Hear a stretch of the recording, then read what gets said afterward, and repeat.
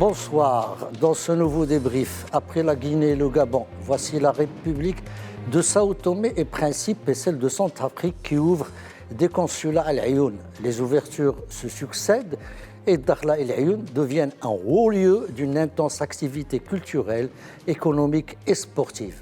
Bientôt, le chef-lieu du Saqiya al-Hamra abritera le futsal, c'est-à-dire le foot en salle 2020, l'aboutissement d'un long combat qui ne fait pas très plaisir à Alger.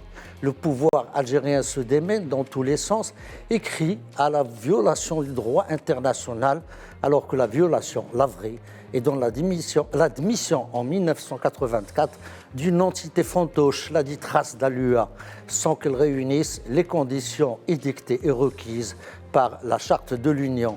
À Berlin, pour discuter de la crise libyenne, il y avait autour de la table tous ceux que le pétrole libyen fait saliver, sauf les Libyens eux-mêmes.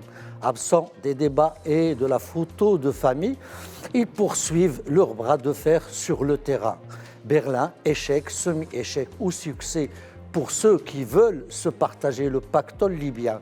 Aux États-Unis, le procès pour destituer le président Donald Trump, le quatrième de l'histoire américaine, a commencé. Son aboutissement semble couru d'avance face aux 11 amendements proposés par la minorité démocrate en vue d'obtenir de nouveaux documents et témoins. Le vote n'a pas varié. 153 républicains contre et 47 démocrates pour. Pour en débattre avec nous, Sarah Boukri, docteur en sciences politiques, consultante en relations internationales, Adnan Debbar, essayiste politique, il faut que je l'apprenne, cet essayiste politique, et Hassan Saoud, un habitué, expert en stratégie et en sécurité. Alors, une première question pour vous tous. La gesticulation algérienne, comment la comprendre autour de ces ouvertures de consulats? Il crie au scandale, il crie à la violation du droit international, alors qu'on sait que juste après Nairobi 81, ils étaient les premiers en 84 à faire vraiment fi d'une charte sacrée par tous les chefs d'État africains, comme la charte de l'OEA, qui disposait exactement des conditions requises pour que un État soit admis, et il a été admis. Adnan. La gesticulation algérienne, elle se comprend parce que toute la diplomatie algérienne, à mon sens, a mangé son pain blanc. Maintenant, ce qui reste, c'est une diplomatie marocaine à l'offensive, une diplomatie marocaine professionnelle, une diplomatie marocaine qui joue amplement sur le multilatéralisme, qui nous sied bien. Il nous sied bien dans la mesure où nous avons multiplié nos relations en Amérique du Sud, en Afrique, en Amérique du Nord, en Asie. Notre diplomatie est très active depuis une vingtaine d'années. Elle a beaucoup joué sur le bilatéralisme. Elle a profité du multilatéralisme. C'est une diplomatie qui commence à récolter les premières dividendes réelles d'une action à long terme qui s'est étalée sur une vingtaine d'années. Et ces dividendes sont là, c'est-à-dire que nos amis, au-delà de nous faire confiance et de nous appuyer, viennent physiquement nous dire « nous sommes là, nous allons ouvrir nos consulats » et des consulats, je suis réjoui, bien sûr. Il y a des consulats aussi honoraires, il y a des consulats. Il y a consulats c'est des activités bien réelles. Et ils ouvrent dans des villes. Qui a ouvert ils ouvrent dans des villes. 6 ou 7. Dans des villes où ils trouvent quand même un certain nombre d'infrastructures. Ils ne vivent pas sous des tentes. C'est des villes modernes, équipées, avec tout ce qui sert pour faire une administration, que ce soit à l'Ayoun, à Dakhla. Je m'en réjouis, comme tout Marocain bien sûr, de ce gain diplomatique. Sarah Boukri. Oui. Alors on voit Dakhla, Dakhla reçoit beaucoup d'activités, elle reçoit le Cross Montana, oui, qui est un forum international de débat. Il y a des activités sportives, il y a le marathon Sahraouia, il y a le surf, il y a énormément d'activités. Des conférences internationales de renommée aussi. Oui. Beaucoup de personnalités qui viennent visiter Dakhla, d'Afrique d'ailleurs. Et c'est tout à fait normal, c'est une ville marocaine parmi d'autres. Donc, le mécontentement de l'Algérie, je peux le comprendre. ce n'est pas que je peux le comprendre, mais on est habitué aujourd'hui à ces réactions de l'Algérie qui sont infondées. Vous pouvez le comprendre, mais ne pas l'admettre. Voilà, non, parce qu'on est habitué maintenant, ça n'étonne plus personne. C'était un peu prévisible, cette réaction de l'Algérie. Il n'y a pas d'argument concret à la réaction algérienne. Et quand on n'a pas d'argument, on en invente. C'est tout à fait normal. Donc ce qui me surprend par contre, c'est d'évoquer la violation du droit international. Donc j'aimerais bien poser la question, en quoi le Maroc viole le droit international? Si on parle de violation, à ce moment-là, la vraie violation, c'est l'ingérence dans les affaires internes d'un pays souverain qui a le droit de faire ce qu'il veut sur son territoire. Et le Maroc a le droit d'ouvrir des consulats où il veut, que ce soit à Casablanca, à Rabat. Et les États qui les ouvrent ont le droit. Voilà, donc dans ce cas-là, si on dit que le Maroc a violé une quelconque loi internationale, de droit international, dans ce cas, ces pays-là sont aussi complices du Maroc, ce qui est quand même très grave, c'est des accusations. Mais c'est aussi leur décision souveraine. Bien sûr. L'Algérie n'a pas interféré là-dedans. Que le Gabon, que la Côte d'Ivoire, que la Centrafrique et autres décident de mettre leur consulat là, c'est leur souveraineté. Personne n'a le droit de dicter ni au Maroc ni aux autres pays souverains de faire ce qu'ils veulent sur leur territoire. Exact. Ou ailleurs, tant que ça se fait dans la légalité. Aujourd'hui, moi, en parlant de violation, j'ai envie de poser la question à l'Algérie, qu'en est-il des camps de Tindouf ? Dans ce cas-là, on peut parler de violation des droits humains les plus basiques. Ces camps-là, on ne sait pas qui c'est qu'il y a dedans. On n'a pas de recensement. On leur a collé l'étiquette de réfugiés alors qu'ils ne répondent à aucun critère qui attribue le statut de réfugié. Donc, mais concernant le Maroc, on est libre de faire ce qu'on veut chez nous. Hassan Saoud, on a Adnan Dbar l'a esquissé au début, mais on a cette souveraineté que l'Algérie prétend contester du Maroc sur les territoires, ces territoires du Sahara, est en train de s'installer dans les esprits. C'est-à-dire qu'on voit à chaque fois qu'il y a un grand événement qui va se dérouler dans cette région et dans ces provinces, l'Algérie, ses réseaux montent au créneau pour essayer soit d'intimider par des formes de terrorisme intellectuel ou parfois même physiquement, en leur disant « vous courez le risque oui. », comme on l'a vu pour le rallye race.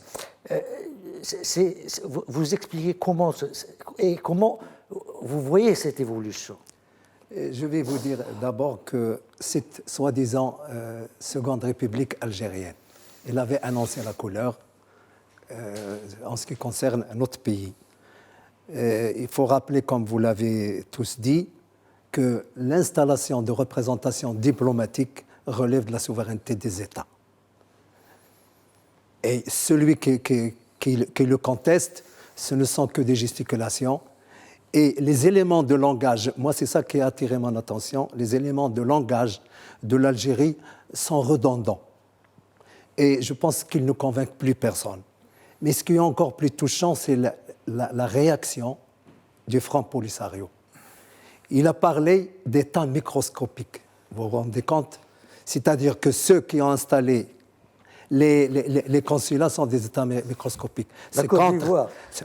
Non, c'est contre toute la Charte des Nations Unies et de l'unité africaine. Un État, excusez-moi, un État, une voix, un pays, une voix. Et donc, la dimension est tout à fait dérisoire. Mais le Gabon est-il un État microscopique ? Est-ce que la Côte d'Ivoire est un État microscopique ? Est-ce que la Centrafrique est un État microscopique ? C'est l'État que veulent créer Alger et le Polisario qui risque d'être microscopique. Au moins, il n'est pas microscopique, mais quand il vote pour vous, il est microscopique. J'y arrive. Le mot microscopique, et j'imagine que la communication du Polisario, c'est la voix de son maître. Ce que l'Algérie ne pouvait pas dire parce que c'est diplomatiquement incorrect, il l'a fait dire par un mouvement fantoche. Mais là, c'est quand même une atteinte à tous les usages diplomatiques qui soient.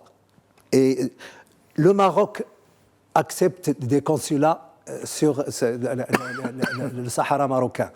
C'est un acte souverain, c'est de l'échange, et ça ajoute à la crédibilité du Maroc. C'est une forme de troquidance. C'est de la condescendance et l'Algérie nous a habitués. Je ne leur accorderai pas Mm. la condescendance. Je parlerai d'outrecuidance. Mais c'est révélateur. Non, c'est-à-dire, nous sommes, et peut-être que ça va nous permettre de faire le relais avec ce qui se passe en Libye et faire une forme de transition. L'Algérie était dans un état léthargique pendant plusieurs années. Leur diplomatie en a énormément souffert.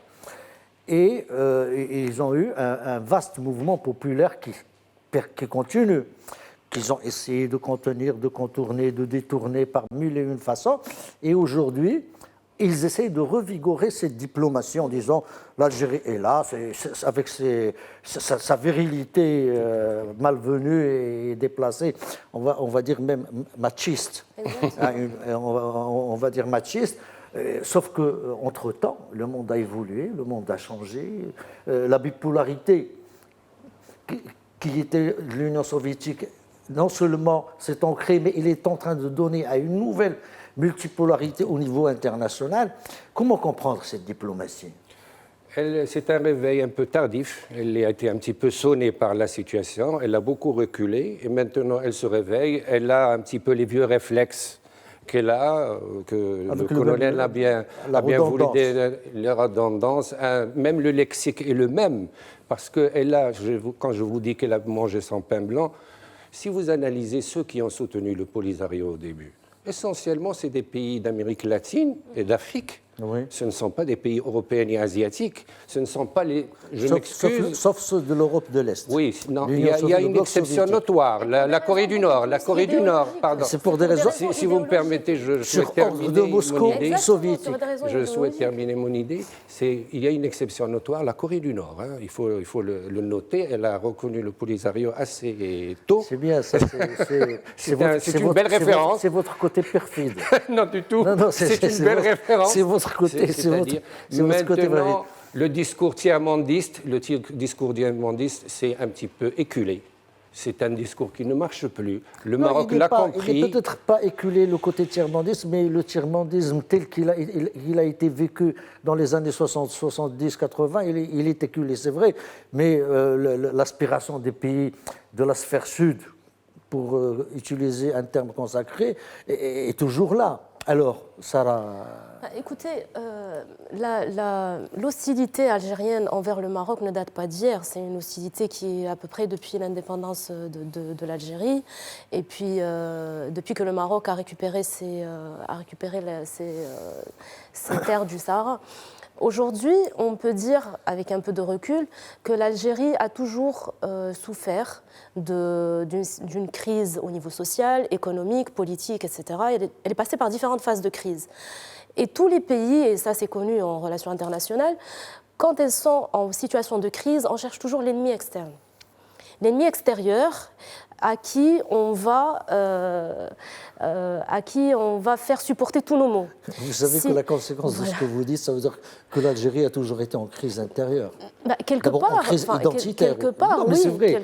Il était en crise identitaire qui ne pouvait se construire qu'au détriment du Maroc. Exactement, et on cherche toujours quelqu'un à accuser. Si on ne va pas bien, c'est parce que le Maroc nous a fait ceci. Si il y a des problèmes politiques, c'est parce que le Maroc ceci. Bon. Ce discours-là ne convainc plus personne aujourd'hui.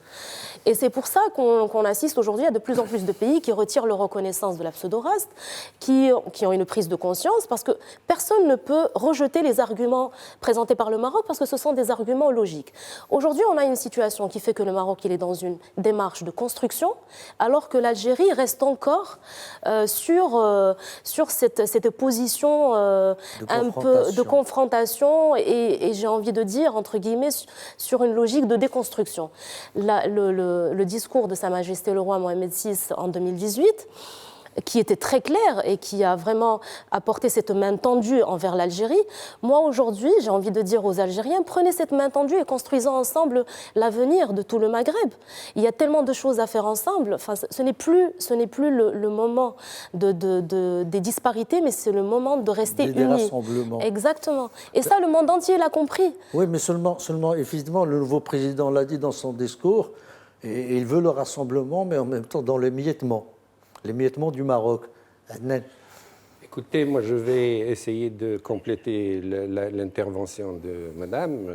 Je suis de ceux qui disent, bon, l'Algérie, on a compris son discours. Ce qui nous intéresse le plus, c'est de, permettez-moi de le dire, de déguster ces victoires qui se succèdent.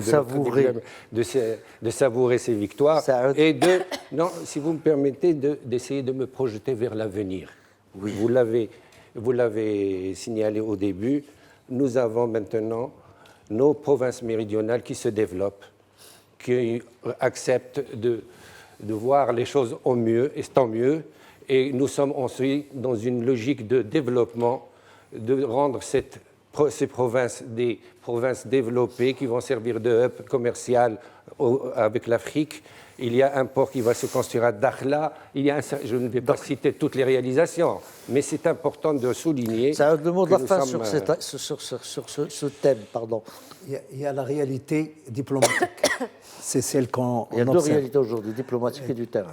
Il y a la réalité diplomatique et sur les territoires, et il y a les discours. Pourvu que ça continue. On ne va pas gloser sur l'attitude algérienne à l'infini. À un moment donné, la bêtise s'arrêtera. Apparemment, je termine sur la bêtise. Je préfère garder ce terme pour boucler ce dossier. L'Algérie est en train de se découvrir un nouveau front. C'est à l'est, à son est, en Libye, où elle essaye de revenir sur le terrain. Hier se réunissaient à Alger les pays voisins frontaliers de la Libye, plus le Niger, plus le Mali. C'est à travers ce dossier, on voit que l'Algérie essaie de faire un comeback très fort en diplomatie et en même temps pour détourner. On n'est pas dupes sur ces problèmes intérieurs, la tension. Et on a vu la rencontre de Berlin. Et j'aimerais bien savoir, c'est une question alors, à tous les trois pour entamer ce thème avant de terminer cette première partie. Berlin, du 13 janvier 2020, c'est un échec, un semi-échec, un succès. Écoutez, pour moi, la conférence de Berlin sur la Libye, pour moi, elle n'a rien apporté. La vérité, rien apporté de nouveau. Aujourd'hui, ce qu'on peut conclure, enfin, ce qu'on peut retirer de cette conférence, c'est qu'elle a débouché surtout sur des déclarations d'intention. Elle n'a pas permis de réaliser ce dialogue que tout le monde voulait entre les deux protagonistes en Libye. Mais cette conférence de Berlin, elle a apporté une chose, à mon avis, c'est qu'elle a fait tomber les masques. Et on sait aujourd'hui qui c'est qui tire les ficelles. Et qui tire les ficelles ? Qui c'est qui tire les ficelles ? C'est les grandes puissances qui étaient sur la photo de famille, au premier plan. Donc on n'a pas besoin d'être un grand politologue ou un grand spécialiste des relations internationales pour le comprendre. Maintenant, aujourd'hui, moi, ce qui m'inquiète et ce qui m'alarme, c'est que j'ai l'impression de revivre le même scénario syrien. Et qu'on est en train de revivre un peu cette confrontation par procuration des superpuissances, ce qui s'est passé en Syrie, est en train de se passer quelque part en Libye. C'est que les superpuissances sont en train de se confronter par procuration. Donc c'est ce qui vraiment m'inquiète. Et elle n'a rien apporté de nouveau aussi parce que le seul cadre qui reste aujourd'hui convaincant, qui reste aujourd'hui reconnu par l'ONU, ce sont les accords de Skhirat qui ont été instigés et voulus par Sa Majesté le roi Mohamed VI et qui ont été un réel succès. Donc aujourd'hui, que ce soit la conférence de Berlin... On est en train de faire voler en éclats sur le terrain. Exact, malheureusement parce que on peut se poser plusieurs questions. Pourquoi le Maroc n'a pas été invité ? Les États aussi... Le Maroc, d'ailleurs, s'est étonné de ça. Il y a eu un communiqué officiel pour dénoncer ceci. Et on peut aussi poser une question très importante, parce que cette conférence, elle a aussi eu... les États ont demandé à ce que l'embargo sur les armes soit respecté rigoureusement. Moi, la question que j'ai envie de poser, c'est qui vend les armes ? Qui embargo contre qui ? Des armes provenant de qui ? Ce sont ces questions-là qu'il faut se poser. Pour revenir à Berlin. Un échec, un semi-échec, un succès. Pour moi, il n'en restera que la photo. Moi, j'ai ma théorie là-dessus. Je la dirai tout à l'heure. Pour moi, j'en retiendrai la photo de famille. Mais quand j'ai scruté les 15 points qui ont été dictés, cessez-le-feu, il est violé. La réunion... L'aéroport, d'ailleurs, l'aéroport a été fermé. est fermé. La réunion où le inclusive n'a pas lieu. L'embargo, voici ça la schizophrénie de la géopolitique. C'est ceux qui vendent les armes qui parlent de l'embargo. Et c'est malheureux. C'est comme les voleurs. Eh bien, absolument. Le soir, ils sont avec les loups et le jour, ils crient au loup. Et les ingérants dénoncent l'ingérence. Voilà les deux côtés un peu schizophréniques de cette géopolitique. Je n'aime pas beaucoup ce terme schizophrénique parce que je parlerai de bipolarité au sens psychiatrique du terme. En ce moment-là, il y a un dédoublement. Qu'est-ce qu'il y a encore? Mais il y a une évidemment bipolarité consciente. On n'est plus là, je pense.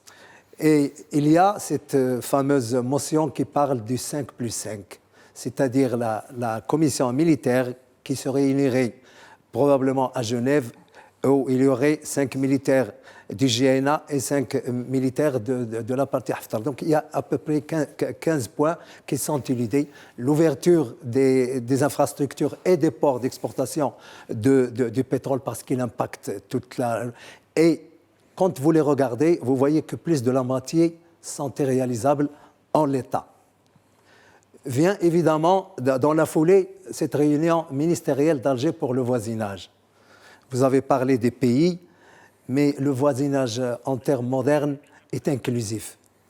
Il y a ce qu'on appelle les frontières sécuritaires, qui ne cadrent plus avec les frontières institutionnelles. Et le voisin du voisin est un voisin aussi, quelle que soit la distance. On oublie, Hassan Saoud, on oublie une chose, on oublie la piste Gaddafi. Que la piste Gaddafi passait de la Libye à travers l'Algérie pour arriver au Sahara et attaquer au Maroc. Absolument. Et donc qu'il y a des voies de communication vers le Maroc. Et je continue à penser que le conflit libyen est un chantier maghrébin par excellence. Sauf qu'il faut que les ingérences étrangères, et la dernière qui est turque, je pense qu'elle ajoute à la conflictualité. Et quand on voit évidemment des Syriens débarquer, on se pose la question évidemment sur l'issue de cette ingérence. 1 minute pour Adnan. Merci beaucoup. C'est très généreux. Non, pour la première partie. Non, je vous donnerai autant de temps tout à l'heure. Alors dans ce cas, 1 minute, je dirais 3 points. Pour moi, la conférence de Berlin n'avait pas pour objectif d'arriver à un cessez-le-feu, ni à rien du tout. Elle avait tout simplement pour objectif de tracer les acteurs. De donner quels sont les acteurs de ce conflit. Et de recadrer un petit peu l'ambition turque et russe et de dire, à travers l'Allemagne et d'autres puissances, que nous sommes là. Et d'ailleurs, Pompeo s'est auto-invité à cette conférence, comme première. Parce qu'on ne peut pas, dans une après-midi, résoudre le problème libyen. On est bien d'accord. On aurait pu faire le cessez-le-feu au moins. Au moins, mais ils savaient très bien que même les acteurs n'étaient pas invités. Deuxième message très important, puisque cela semble intéresser, c'est une manière douce, soft, de dire à l'Algérie, vous êtes acteurs et vous êtes concernés. Vous êtes invités non pas parce que vous êtes une puissance, mais parce que vous êtes concernés dans cette affaire. Et il est temps de vous réveiller que vous avez un péril à vos frontières et il est temps aussi de vous impliquer et de ne pas avoir cette attitude un petit peu... Je ne vous suivrai pas là-dessus parce que l'Algérie a d'abord été une invitation turque. Il s'est fait inviter. Et ensuite, il s'est fait inviter en se déclarant partie concernée directement et qu'elle a même déclaré Tripoli ligne rouge. C'est un débat qui ne fait que commencer. On le reprendra en deuxième partie. À tout de suite, n'allez pas très loin. Je n'ai pas terminé mon 3e point, mais ce n'est pas grave. Rebonsoir, nous voilà de retour toujours avec Salah Boukri, docteur en sciences politiques et consultante en droit international, Adnan Debbar, essayiste politique, voilà j'y arrive. Merci. Hassan Saoud, qu'on ne présente plus, expert en stratégie et en sécurité. On en était, avant de terminer cette première partie, à la Libye, à Berlin. Et Hassan Debbar, vous développiez... Adnan Debbar, vous développiez la thèse selon laquelle les objectifs de Berlin, je résume peut-être abusivement, ont été atteints. Non, des objectifs, c'est-à-dire qu'ils n'avaient pas de grands objectifs. C'est pour cela que je dis tout simplement, c'était une manière de se repositionner sur le terrain, de recadrer un petit peu la Turquie et la Russie, d'interpeller l'Algérie, mais ils ont perdu aussi, et c'est pour cela que je pense que Merkel a commis une erreur, elle a commis une grossière erreur en n'invitant pas le Maroc. Elle pouvait profiter de l'expérience du Maroc. Le Maroc a une grande expérience dans ce conflit. Est-ce qu'elle en a envie? Est-ce qu'elle en a envie? Non, c'est des Allemands, c'est des gens pragmatiques. Elle a tout simplement voulu... Non, moi j'aimerais, Sanad Bar, vous faites bien d'évoquer ça. Le communiqué des affaires étrangères marocaines a dit que pour des intérêts étriqués allemands, on a écarté le Maroc. Vous avez un éclaircissement, Hassan ou Adnan? Vous savez, le communiqué est clair. Le Maroc, l'accord de Skhirat est la seule plateforme reconnue et par les Nations Unies et tout dernièrement par la Ligue arabe comme plateforme qui a abouti. Parce que tout ce qu'on a vu, rien n'a été signé. Mais l'accord de Skhirat a été signé. Il est officiel et ça a démontré que le Maroc a été dans une position neutre et qui a essayé de concilier les différends. Maintenant, il faut revenir au factuel. Le président algérien aurait téléphoné au président français pour se plaindre de ne pas avoir été convoqué, lequel président a contacté Merkel. On a fini par l'inviter en évoquant un oubli. Tout ça reste à éclaircir. En tout cas, il a été... Ça concerne l'Algérie, ça concerne la Tunisie.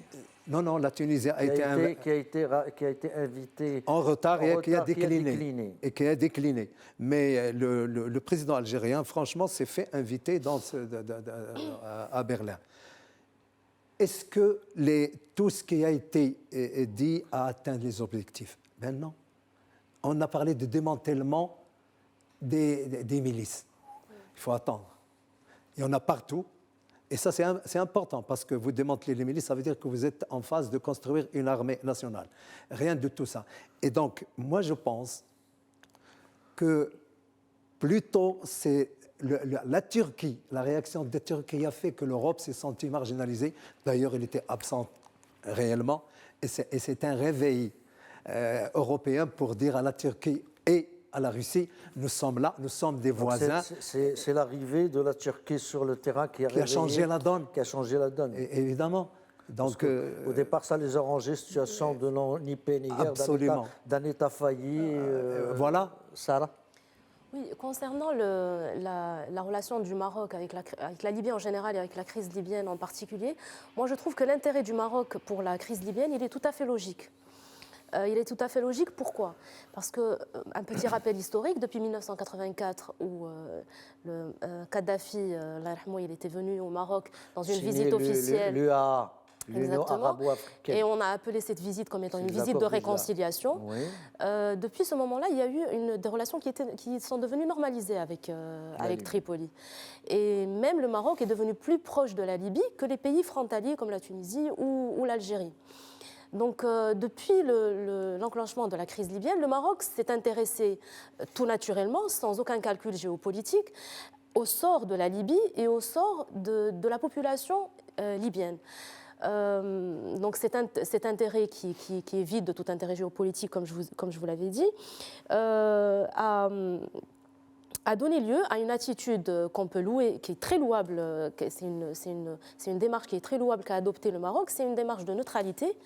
Pas une neutralité passive, mais une neutralité constructive, une neutralité essentielle et indispensable aujourd'hui à la résolution de la crise libyenne. Aujourd'hui, vous me posez la question, pourquoi le Maroc n'a pas été convié à Berlin? Peut-être parce qu'on n'avait pas besoin de neutralité. Mais on avait besoin de prise de position claire, précise, chose que le Maroc ne pouvait pas apporter. Donc ça, c'est mon analyse personnelle. Après, oui, mais elle est pertinente. Adnan.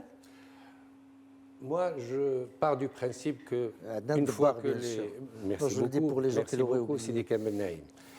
Je pars du principe que maintenant que les choses sont claires, Nous avons une Turquie et une Russie qui sont là et qui ont déclaré de manière claire qu'ils avaient l'intention de rester.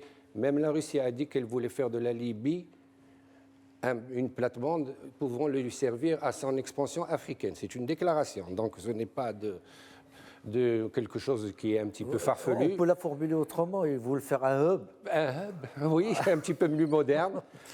Ce qui nous intéresse le plus, nous... Non, c'est-à-dire que ce n'est pas tant que illégitime, Marocains, je veux dire, d'avoir une plateforme, toutes les puissances. Le Maroc s'offre comme un hub, l'Algérie s'offre comme un hub, la Tunisie s'offre comme un hub. Tout le monde, Sauf que le Maroc, tant que c'est dans l'intérêt bien compris des deux parties, c'est une bonne chose. Aujourd'hui, c'est l'occasion de nous donner quelques autosatisfactions. Quand le Maroc s'offre comme un hub, il s'offre à la Grande-Bretagne, il s'offre à la France, il s'offre au développement, à l'Afrique, un certain nombre de choses positives. La Russie, elle a d'autres ambitions. Moi, mais tout le monde a des ambitions. Tout à fait. Alors moi, ce que je voudrais mettre le point dans cette émission, si vous me permettez, Sinaïm Kamel, dans cette affaire libyenne, c'est d'essayer de dire qu'il faut s'opposer à une vision de prendre le Nord-Afrique et le Moyen-Orient comme une seule entité, le MENA. Je suis un peu opposé à cette vision américaine, un peu impérialiste, et je voudrais développer l'idée que développe le Maroc, que nous avons précédemment développée dans cette enceinte, à savoir le Maroc est dans son droit. Et historiquement, il a raison d'insister sur le Maghreb.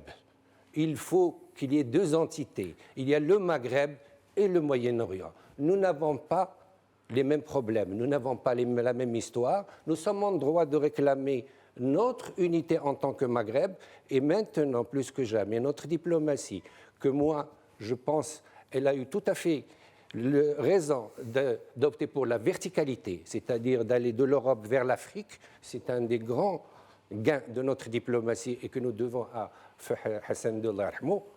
Nous, cette verticalité, elle doit aussi se déployer en un élément horizontal. Nous sommes demandeurs d'un Maghreb, comme a dit Madame, mais un Maghreb des peuples, un Maghreb de développement, un Maghreb qui pourrait nous donner un marché de 100 millions d'habitants. C'est un peu un Maghreb des États. Comme vous voulez, de toute façon, nous n'avons pas de problème. Ce que je retiens un peu... Non, parce que la connotation de Maghreb des peuples, ça me renvoie très loin. Oui, enfin, c'est ça l'âge aussi. C'est vrai que le Maroc ne cesse de marteler sur le Grand Maghreb.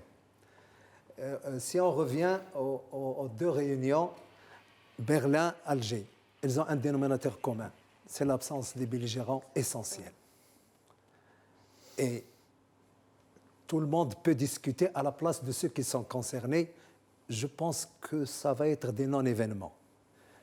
Le résultat, ou l'option la plus plausible, c'est que ces deux belligérants ou ces deux adversaires, ils doivent se rencontrer parce qu'il y a une réalité territoriale. Sont-ils autonomes, mon colonel? Oui, mais bon, il y a une volonté, il y a un peuple, il y a des acteurs du conflit. Et à un moment donné, on reviendra à la réalité si on veut construire une réconciliation. On ne peut pas dire que cet élément n'est pas légitime et que l'autre n'est pas légitime. D'ailleurs, dans la géopolitique, on ne discute en général qu'avec son adversaire, parce que c'est la règle. Oui, et à un moment donné, il va falloir se rendre à l'évidence. Celui qui est en bonne position, c'est Haftar. Sur le terrain, il est là. Il est là, il encercle la Libye, il ferme l'aéroport de Tripoli. Il a des alliés. Il est sur les sites pétroliers. Il est sur la Libye qui compte. Il y a l'appui de la France qui est un acteur majeur dans cette zone. Hein. Pas seulement. Et pas seulement, mais il y a l'Égypte. L'Égypte a 1 million d'Égyptiens en Libye jusqu'à présent. C'est des enjeux importants, c'est des enjeux économiques à la fois. Rappelons aussi pour la petite histoire que la Libye, c'est le plus grand réservoir de pétrole en Afrique, avec 41 à 45 milliards de barils découverts et disponibles. Donc, c'est un pétrole de bonne qualité qui s'exploite à un coût réduit. c'est très important et qui est proche de l'Europe. C'est pour cela que maintenant les États-Unis ont fait une déclaration disant qu'en même à la surface. Justement, c'est pour cela qu'il est à coût réduit. Pour l'exploitation, il est $1 le baril à peu près. Oui. De toute façon, c'est pour cela que les États-Unis ont fait une déclaration disant s'il vous plaît, ne bloquez pas le pétrole parce que ça aura une incidence sur le prix. Donc, c'est un pays qui a beaucoup de ressources. Malheureusement, il a aussi cet inconvénient de se retrouver dans cette tourmente. J'espère que le Maghreb sera l'élément salvateur de cette gabegie. Bon, la Libye, malheureusement, c'est un conflit qui est appelé à durer. Oui. Donc, on n'arrivera jamais à bout, ni nous, ni la conférence de Berlin. Mais j'aimerais, avant de boucler ce dossier pour ce soir, une question. Berlin 2020.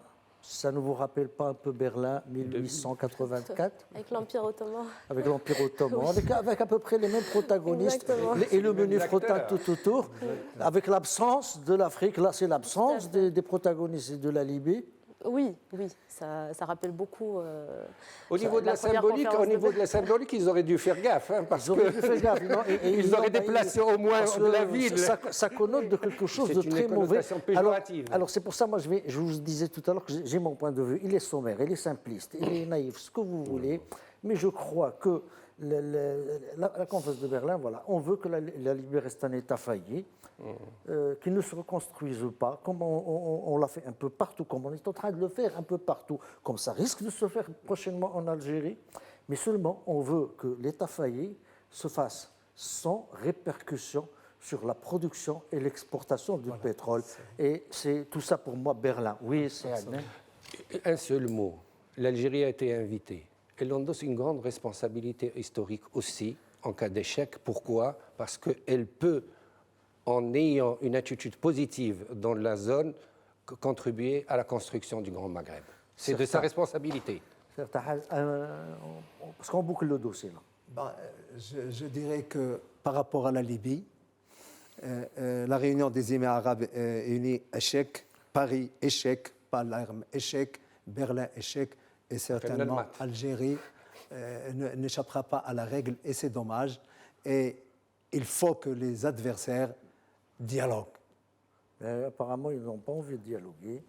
Parce que moi, je suis étonné par le nombre d'États et le nombre de petits pays, riches, mais petits pays quand même, qui s'impliquent en Libye. Bon, on verra tout ça. C'est beaucoup plus compliqué, beaucoup plus complexe. On ira alors là très, très, très loin, mais omniprésent, omniscient, omnipuissant, aux États-Unis d'Amérique, où le procès en destitution de Donald Trump, lancé par les démocrates, a recommencé devant les sénateurs. On lui reproche d'avoir utilisé les intérêts suprêmes et les intérêts stratégiques des États-Unis d'Amérique pour s'assurer une carte contre un adversaire, Joe Biden, l'ancien vice-président de Barack Obama, candidat à la candidature des démocrates. Alors, un show à l'américaine, bien sûr. 2 ou 3 points importants. À mon sens, et tout le monde en est question, il n'aboutira pas, cet impeachment. Il n'aboutira pas pour une raison très simple. C'est le président Trump est un président qui donne une image iconoclaste de la situation politique aux États-Unis d'Amérique. Il a la possibilité d'aller au-delà des corps intermédiaires. Il a la possibilité d'aller au-delà du Parti républicain. Il communique directement avec... Il n'a pas besoin. Il l'a démontré. Il a 53 députés, enfin sénateurs, non, au-delà contre de ça, les 47 de au-delà démocrates. du nombre, il prend en état les sénateurs républicains à travers son électorat. Il a un électorat solide de 40 à 45% qui le suit aveuglément. Ce n'est pas de gaieté de cœur que les républicains le Justement, c'est pour cela qu'ils trouvent de toute façon, les républicains, les sénateurs, les vrais, trouvent que le président Trump a des méthodes qui ne sont pas les leurs, même au niveau de l'expression, même au niveau du style. C'est pour cela qu'ils le rejettent. Mais ils ne peuvent pas le dire et ils vont voter pour lui parce qu'il les tient en otage à travers son électorat de l'Amérique profonde.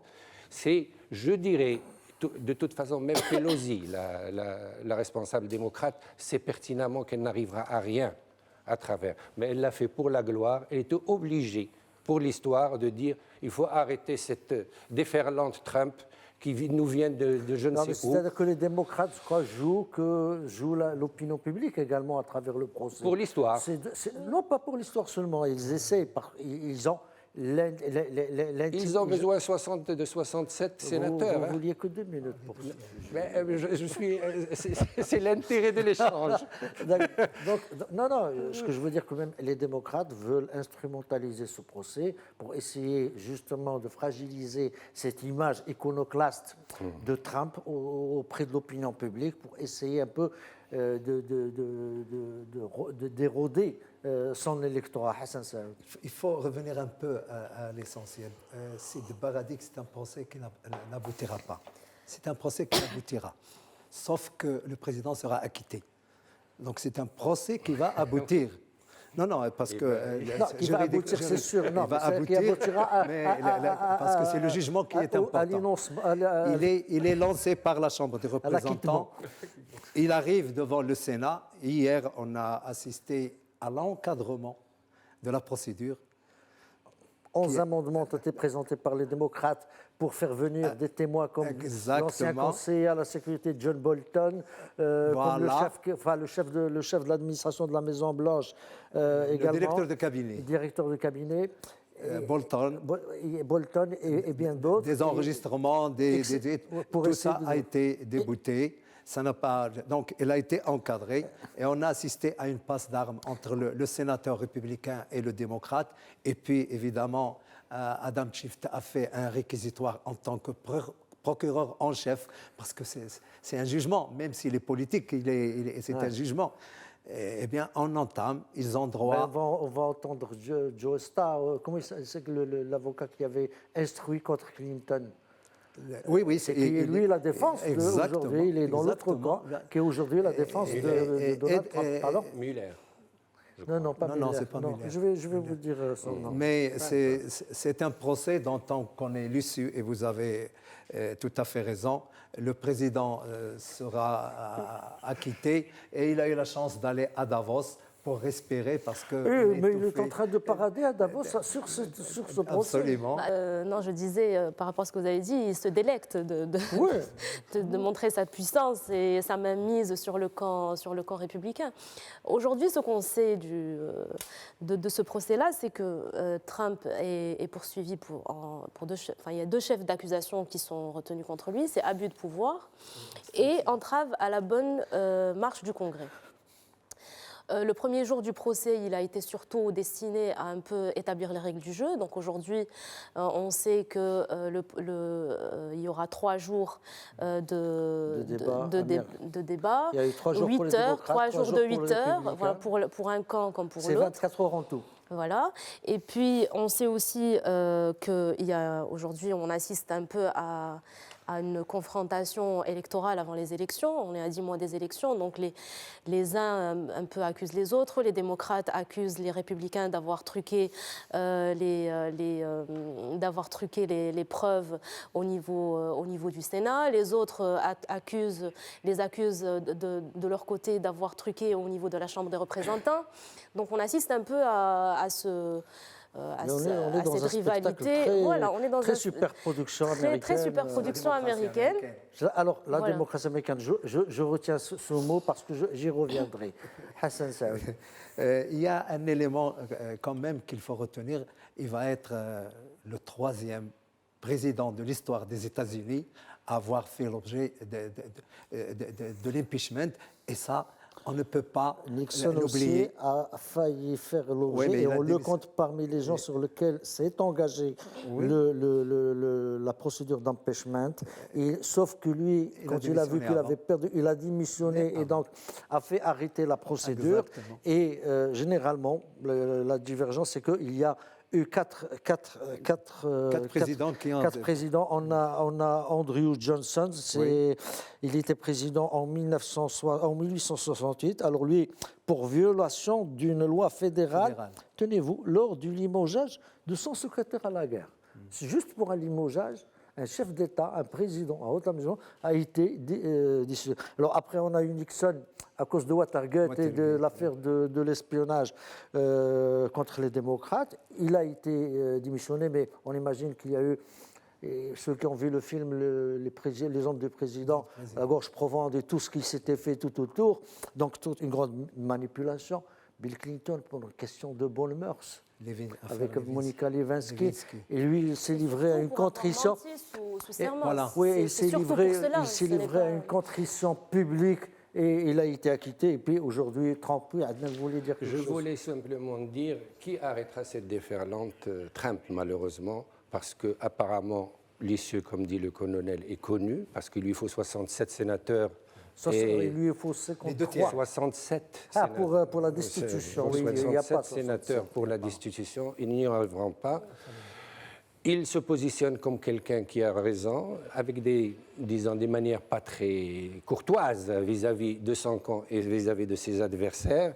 C'est une autre manière de faire la politique. Oui, c'est une affaire qui a marché pour lui. Et c'est ce qui effraie encore beaucoup plus à la fois ses amis et ses adversaires, c'est qu'il a beaucoup de chances d'être réélu. Et comment arrêter, après cette victoire, parce que le fait de ne pas être destitué pour lui, ça sera une victoire. C'est comme ça que cela sera. Comment arrêter cette déferlante, comment arrêter ce bonhomme qui a inventé, disons-le, une autre manière de faire la politique en faisant sauter l'écrou ou disant... C'est la tweet politique. La tweet politique, le pare-choc, parti politique, corps intermédiaire. Il a donné un petit peu les mêmes idées à Macron, mais Macron souffre. Il ne reste pas beaucoup de temps. Oui, concernant le procès de destitution de Trump, je voulais juste rajouter qu'il y a eu plusieurs amendements qui ont été déposés. Ils ont tous été rejetés. Les principaux amendements, c'était la demande de documents qui pouvaient faire office de preuve. C'est le témoignage aussi du directeur de cabinet de Donald Trump. Aujourd'hui, la seule issue possible pour les démocrates, c'est qu'il y ait des républicains qui se rallient au camp démocrate. Ce qui est impossible, enfin, à mon avis, c'est impossible, surtout à 10 mois des élections. On ne peut pas discréditer leur futur candidat. C'est un procès qui va être accéléré. Je pense qu'il ne dépassera pas les 15 jours d'après ce qu'on dit. Mais apparemment, on dit même que Trump avait demandé à ce que le procès ait lieu la nuit pour que les Américains ne puissent pas le suivre. Écoutez, on va dire que c'est un procès, tant mieux pour le spectacle, tant mieux pour les livres d'histoire. C'est terminé pour ce soir. À la semaine prochaine, Inch'Allah. Merci à tous.